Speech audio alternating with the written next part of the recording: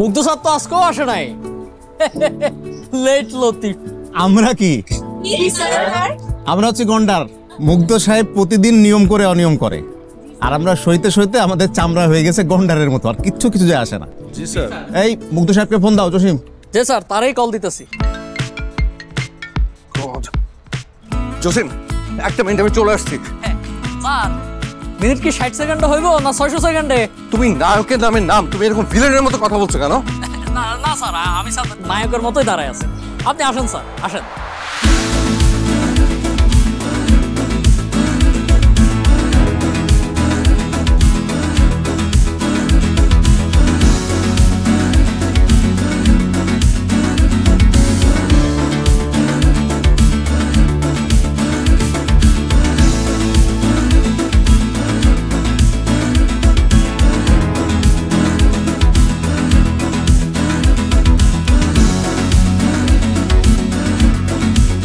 Sorry sorry sorry sorry, late হয়ে গেল।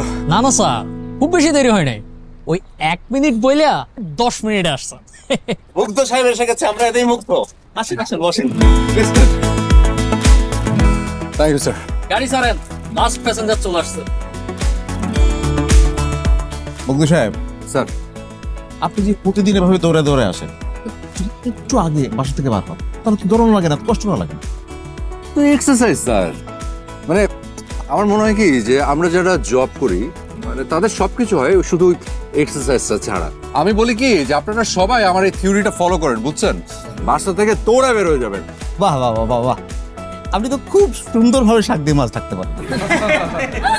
Late করে ঘুম থেকে ওঠার কি সুন্দর একটা লজিক দাঁড় করে ফেলেন। আমার কি মনে হয় জানেন, আপনি ঘুম থেকে উঠে দৌড়ানো শুরু করেন। তবে হ্যাঁ, আপনার এই লাইফ স্টাইলটা কিন্তু দুর্দান্ত লাগে, দারুণ লাগে। কোনটা স্যার?